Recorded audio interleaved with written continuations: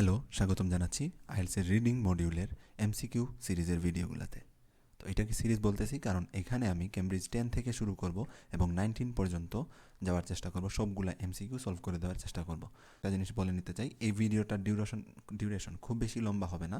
So try করবেন পুরো ভিডিওটা দেখার, কারণ এখানে 3-4টা এমসিকিউ থাকে, এগুলা তো খুব বেশি সময় লাগবে না।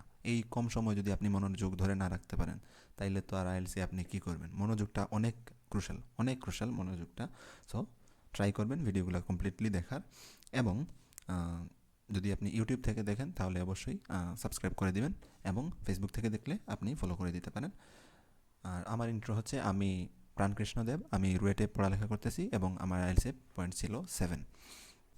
প্রথম কথা হচ্ছে, আপনি আইএলসের যে কোনো মডিউল হোক, রিডিং, রাইটিং, লিসনিং, যাই হোক, আপনি প্রথম কাজ কি আপনার প্রশ্নগুলো পড়ে নেওয়া। কখনোই প্যাসেজ আগে পড়ে তারপরে প্রশ্নে আসবেন না, কারণ আপনি যখন প্রশ্নটা আগে পড়ে নেবেন তখন আপনার মাথায় থাকবে যে আপনি আসলে কি খুঁজতেছেন, আপনার প্যাসেজে কাজ কি, এটা আপনি আগে থেকে জেনে গেলে সেই ক্ষেত্রে আপনার সলভ করাটা ইজি হয়ে যায়, বা ওইখানে একটু সময় বেঁচে যায় মেইনলি।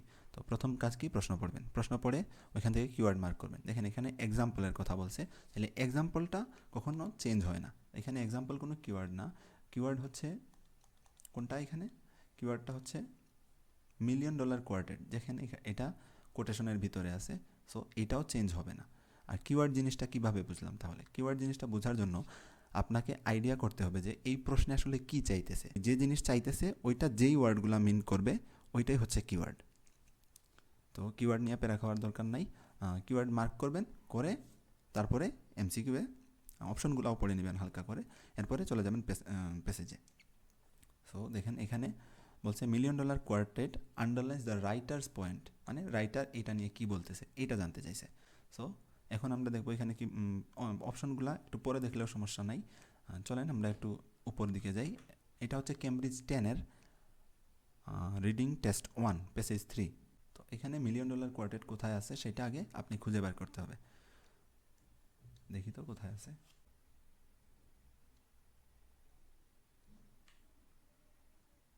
আচ্ছা, এই যে এখানে আছে $1,000,000 কোয়ার্টেট।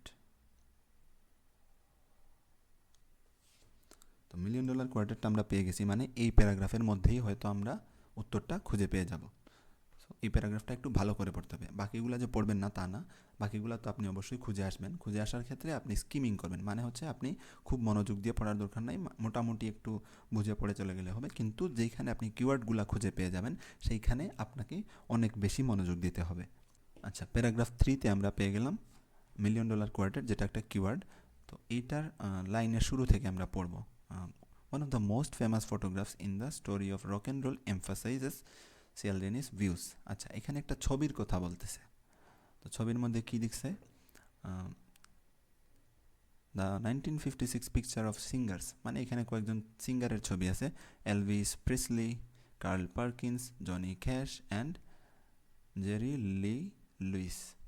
ওকে, ওনারা কী করতেছে, জ্যামিং করতেছিল, মানে একসাথে গান টান করতেছিল বা মিউজিক করতেছিল আর কি। Jamming at a piano in Sun Studio. তো এই জায়গাটার নাম হচ্ছে সান স্টুডিও।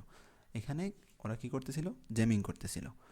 জ্যামিং করার সময় ইন মেমফিস, আচ্ছা এই মেমফিসটা হচ্ছে জায়গার নাম, টেলস আ হিডেন স্টোরি। আচ্ছা, এই যে হিডেন স্টোরির পরে কি বলছে, Sun's $1,000,000 quartet could have been acquainted. Quartet মানে কি, 4জন মিলে কোনো একটা কিছু করলে হচ্ছে কোয়ার্টেট, আর যদি 5জন মিলে করে তাহলে হচ্ছে কুইন্টেট। তাইলে এই এখানে কয়জনের নাম বলা আছে, Elvis Presley, Carl Perkins, Johnny Cash আর জেরি লি লুইস। তাই এখানে বলা আছে 4জন। তো এই $1,000,000 একটা প্রজেক্ট, এটা 4জন মিলে করছে, এটা কুইন্টেট হইতে পারতো বলা হয়েছে প্রথমত, যে কুড হ্যাভ বিন আ কুইন্টেট, এটা কুইন্টেট হইতে পারতো, মানে 5জনের একটা প্রজেক্ট হইতে পারতো। Missing from the picture is Roy Orbison, মানে এখানে 5জন হইতে পারতো কিন্তু একজন মিসিং। মিসিং মানুষটাকে রয় অরবিসন, আ গ্রেটার ন্যাচারাল সিঙ্গার দেন, মানে ওনাদের চেয়ে অনেক ভালো সিঙ্গার ছিল। এরপরে এই যে ওনাদের চেয়ে ভালো সিঙ্গার ছিল উনি, এটা ওনার কথা বলছে, এটা কিন্তু $1,000,000 কোয়ার্টেটের কথা বলে নাই। তাহলে আমরা একটু উপরে যাই, মানে প্যাসেজটার প্যারাগ্রাফটা আমরা আরেকটু পড়তে হবে। হু ওন দ্য সান, মানে উনি সান স্টুডিওটার ওনার ছিল। Wanted to revolutionize popular music with songs that fused black and white music and country and blues. মানে কান্ট্রি অ্যান্ড ব্লুজ লেভেলের যে মিউজিকগুলো, যেই জনরার মিউজিক, ওই জনরার মিউজিককে ব্ল্যাক অ্যান্ড হোয়াইট জনরার মিউজিকের সাথে ফিউশন করতে চাইছিল। ফিউশন মানে হচ্ছে একসাথে জোড়া দেওয়া, মানে যোগ করা আর কি। তো আপনারা যারা গান টান শোনেন তারা জানার কথা ফিউশন মিউজিক কী জিনিস। ধরেন ফোক মিউজিককে ব্যান্ড মিউজিকের সাথে ফিউশন করা, এইরকম আর কি জিনিস। তো এখানে বলছে দুইটা জনরার মিউজিককে একসাথে ফিউশন করতে চাইছিল উনি। তো এখানে Presley Cash, Perkins and Lewis instinctively understood Phillips ambition. আচ্ছা, এখানে ওনারটাকে তাইলে ওনারটা হচ্ছে ফিলিপস। ওনার অ্যাম্বিশন ছিল কি, ফিউশন করতে চাইছে গানের দুইটা জনরাকে। এই জিনিসটা তিনজন বুঝতে পারছিল।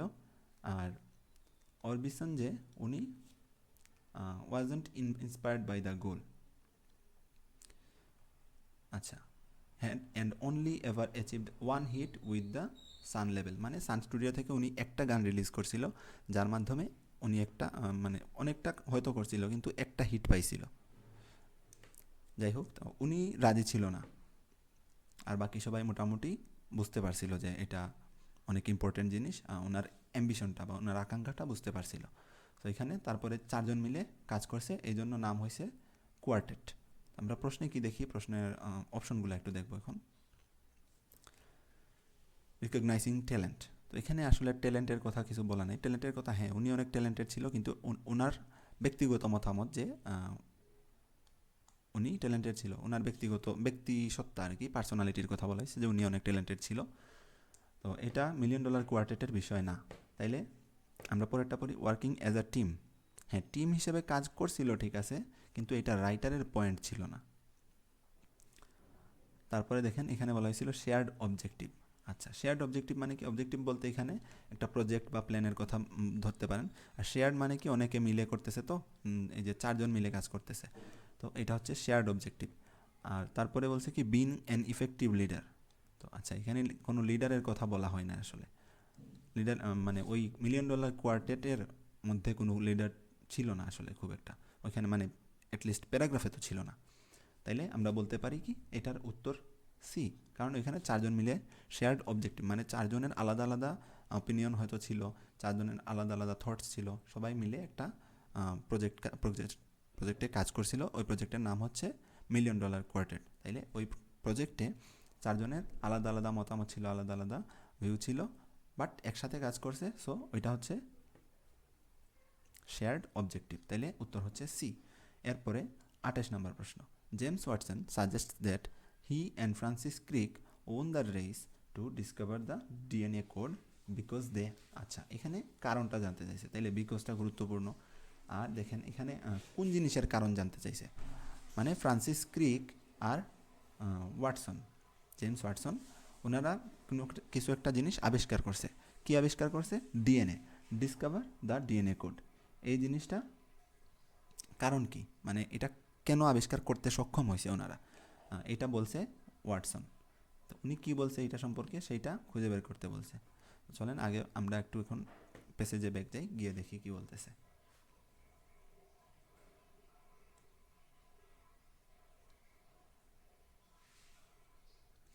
যেহেতু আমরা আগের যতটুকু প্যারাগ্রাফ পর্যন্ত পড়ে আসছিলাম, এর আগে এটার উত্তর থাকার সম্ভাবনা খুবই কম, তাহলে আমরা কি করব, আগে যতটুকু পড়ে আসছিলাম এরপর থেকে আমরা পড়া শুরু করব।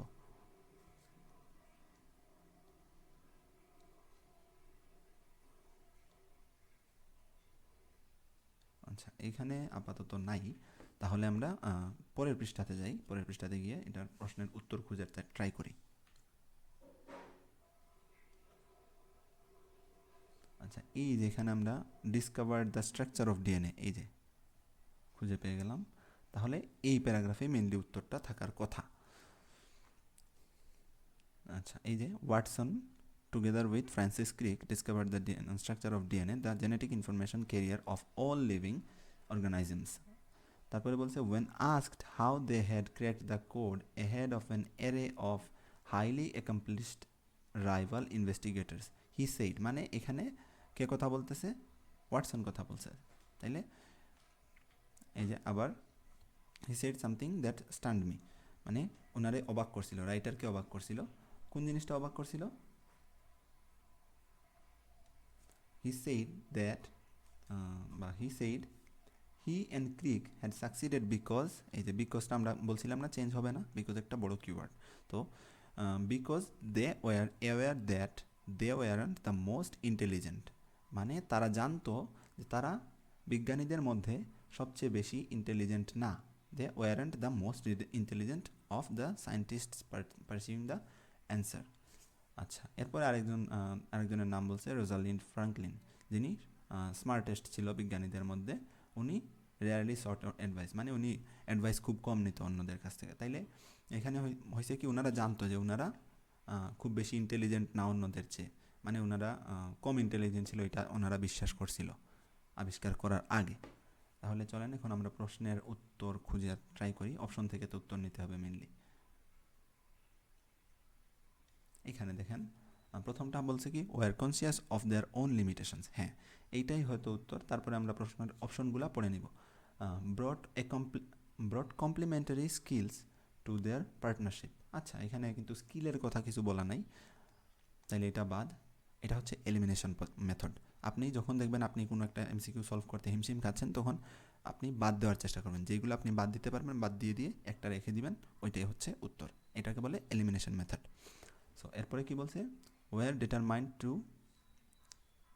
Out perform their brighter rivals. আচ্ছা, আউট পারফর্ম কথাটার অর্থ হচ্ছে যে ওনার রাইভাল বা প্রতিপক্ষ যারা ছিল তাদেরকে উনি ওভারকাম করার চেষ্টা করছে, বা তাদেরকে উনি টপকায় যাওয়ার চেষ্টা করছে, এটা বলতে চাইছে এখানে। তো এখানে রাইভাল বা প্রতিপক্ষ নিয়ে কোনো কথা বলা হয় নাই, সো এটাও বাদ। তারপরে বলছে encouraged each other to realize their joint ambition.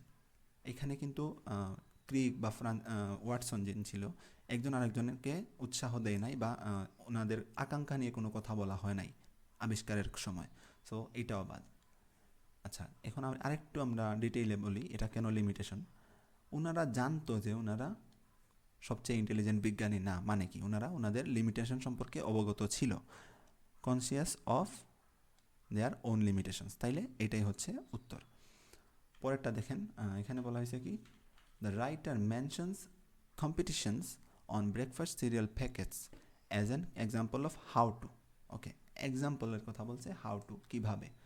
আচ্ছা, এখানে বলছে দেখেন, এখানে মেইন কিওয়ার্ড হচ্ছে competitions on breakfast cereal packets, মানে এই জিনিসটা আপনি প্যারাগ্রাফেও সিমিলার পেয়ে যাবেন। তো দেখি আমরা, মেইন আইডিয়াটা হচ্ছে এই ব্রেকফাস্ট সিরিয়াল প্যাকেট বলতে খাদ্যশস্য, সিরিয়াল অর্থ খাদ্যশস্য, খাদ্যশস্যের প্যাকেট। ধরেন ব্রেকফাস্টে দিল রুটি বা এরকম কিছু, বা ধরেন ভাতই দিল, সো ওইটা কী করবেন, একটা প্যাকেটে দিছে, তো এটার একটা কম্পিটিশন ছিল, ওই জিনিসের কথাই বলছে এখানে। তো আমরা একটু ট্রাই করি, আবার পেসেজে ব্যাক দিয়ে গিয়ে দেখি এখানে আসলে কী বলা হয়েছে। আচ্ছা, আমরা এখানে ছিলাম, তো আগের পেসেজে আমরা যাব না, আমরা পরের মানে যেখানে আমরা শেষ করছিলাম ওই জায়গার পর থেকে ট্রাই করব। এই যে দেখেন, এখানে বলা আছে কি, those competitions on breakfast cereal packets. Okay, so আমরা এই জায়গায় উত্তরগুলা পেয়ে যাওয়ার কথা। এনকারেজ মানে ওই জিনিসটা, কম্পিটিশনটা এনকারেজ করছে, তো কোন কাজে এনকারেজ করছে এটা আমাদের দেখার বিষয়। আচ্ছা, এখানে দেখেন বলছে it is he সেইজ the reason. আচ্ছা, ওই যে হাউ টু মানে কি, কীভাবে, তাইলে ওই কারণটা অলরেডি আগে বলে দিছে। ইট ইজ যেহেতু বলছে, মানে এর আগের লাইনে হয়তো ওইটার কারণটা বলা হয়েছে। সো আমরা আগের লাইনটা পড়ব। আগের লাইনে কী বলা হয়েছে, শায়ালডিনি cites scores of research papers and historical events that prove that even something as simple as writing depends every individual's engagement. আচ্ছা, depends every individual's engagement in the project, মানে রাইটিংয়ের মতো ইজি জিনিসগুলাও বা সিম্পল জিনিসগুলাও কী করতেছে, ইন্ডিভিজুয়াল মানে প্রত্যেকটা ব্যক্তিকে প্রজেক্টের সাথে এঙ্গেজ করতেছে, এবং ওইটা অনেক ডিপেন্ড করতেছে, মানে অনেক গভীরভাবে এঙ্গেজ হইতে সাহায্য করতেছে। তাহলে আমরা কি করব, এখন আবার অপশনে ব্যাক যাব, গিয়ে দেখব এখন ইন্সপায়ার ক্রিয়েটিভ থিঙ্কিং। তাইলে এখানে ক্রিয়েটিভ থিঙ্কিংয়ের কথা বলা নাই, এলিমিনেটেড। এরপরেরটা জেনারেট কনসাইজ রাইটিং। আচ্ছা, এখানে রাইটিং জেনারেট করার কথা বলা নাই, বলা হয়েছে যে রাইটিং একটা এক্সাম্পল দেওয়া হয়েছে যেটা অনেক সিম্পল জিনিস, তাহলে এটাও বাদ। পরেরটা দেখেন promote loyalty to a group, এখানে কিন্তু লয়ালিটি নিয়ে কোনো কথা নাই, তাহলে এটাও বাদ। ডি নাম্বার কি strengthen commitment to an idea, এটাই হবে উত্তর। তারপরে একটু আমরা দেখি স্ট্রেংথেন মানে কি, স্ট্রং করা, কোনো কিছু আরও দৃঢ় করা, তাহলে ওইটা রিলেট করতে পারেন ডিপেনের সাথে। ডিপেন মানে কি, ডিপেন্স বলা ছিল এখানে, ডিপেন্স মানে কি কোনো কিছুকে আরও গভীর করা, আরও দৃঢ় করা। আর কমিটমেন্ট, কমিটমেন্ট মানে কি, যেখানে ওইখানে কিন্তু লেখা ছিল এঙ্গেজমেন্ট। সো এঙ্গেজমেন্ট মানে কি কোনো কিছুর সাথে যুক্ত হওয়া, আর কমিটমেন্ট মানে কি কোনো কিছুর সাথে সংকল্পবদ্ধ হওয়া, তাহলে জিনিসটা কিন্তু similar. To an idea, idea আর ওই প্রজেক্ট জিনিসটাকে রিলেট করতে পারেন, তাহলে এটাও সলভড। এরপর এটা দেখেন, এটা হচ্ছে শেষ MCQ. In the last paragraph, তো লাস্ট প্যারাগ্রাফ যেহেতু বলে দিছে আমাদের আর কোনো কিছু পড়ার দরকার নেই, সোজা আমরা চলে যাবো লাস্ট প্যারাগ্রাফে। তো চলে যাওয়ার আগে আমরা একটু দেখি কি বলছে। Writer suggest that it is important for employees, এই ইম্পর্টেন্ট ফর এমপ্লয়িজ কোন জিনিসটা ইম্পর্টেন্ট জানতে চাইছে এখানে প্রশ্নে। সো ইম্পর্টেন্ট ফর এমপ্লয়িজ হচ্ছে আমাদের মেইন কিওয়ার্ড। সো এখন আমরা কি করব, উপরে চলে যাব, গিয়ে দেখবো আসলে কি বলা হয়েছে। এই যে লাস্ট প্যারাগ্রাফ তো এইটাই। আচ্ছা, এই যে এখানে দেখেন লিডার্স শুড এনকারেজ এভরিওয়ান, মানে লিডার কারা একটা কোম্পানিতে, লিডার কারা, লিডার হচ্ছে যারা অথরিটি বা যারা হচ্ছে কোম্পানিতে এমপ্লয়ার, যারা চাকরি দেয় তারা হচ্ছে লিডার। তো তারা কি করবে, এনকারেজ এভরিওয়ান, এভরিওয়ান বলতে কোম্পানির সবাইকে, যারা এমপ্লয়ি যারা চাকরি করে ওদেরকে এনকারেজ করবে, উৎসাহ দিবে। কিভাবে দিবে, two contribute and simultaneously assure all concern that every recommendation is important to making the right decision and will be given full attention, মানে এখানে তাদের এমপ্লয়ি যারা ছিল বা যারা চাকরি করতেছে ওদেরকে বলা হয় এমপ্লয়ি, যারা চাকরি দেয় তারা হচ্ছে এমপ্লয়ার। সো এখানে এমপ্লয়িদের কথাই বলা হয়েছে এভরিওয়ান বলতে। তো ওদের মতামতকে, ওদের রিকমেন্ডেশনকে ফুল অ্যাটেনশন দেওয়া হবে এবং এগুলা অনেক ইম্পর্ট্যান্ট হিসেবে কাউন্ট করা হবে, এই জিনিসটা বলা হয়েছে। তাইলে আমরা একটু চেক দিই এখন। এখানে দেখেন প্রথমটাতে বলা হয়েছে be aware of their company's goal. তো এমপ্লয়ির কোম্পানির গোল কি, এটা এমপ্লয়ি দেখবে না, কোম্পানির গোলটা দেখবে হচ্ছে এমপ্লয়ার যারা চাকরি দিবে বা কোম্পানির ওনার যারা, মালিক যারা, তারা দেখবে, তাহলে এটা বাদ।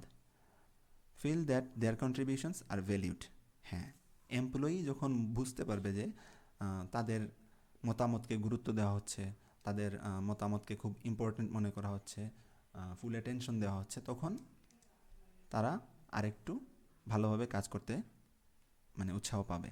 So feel that their contributions are valued, contribution বলতে ওই যে রিকমেন্ডেশন আর কন্ট্রিবিউশনটাকে রিলেট করতে পারেন, আর ভ্যালিউড বলতে ওই যে ফুল অ্যাটেনশন বলা ছিল ওইটাকে রিলেট করতে পারেন, তাহলে এটাই হচ্ছে উত্তর। তারপরে আমরা পরেরটা দেখে নিই, have respect for their co workers. আচ্ছা, কো ওয়ার্কার্স অ্যাচিভমেন্টস, তো মানে কলিগরা বা সাথে যারা কাজ করতেছে ওদের অ্যাচিভমেন্ট দিয়ে ওরা কী করবে, ওদের তো আসলে কোনো কাজ নাই, তাইলে এরপর একটা দেখেন understand why certain management decisions are made.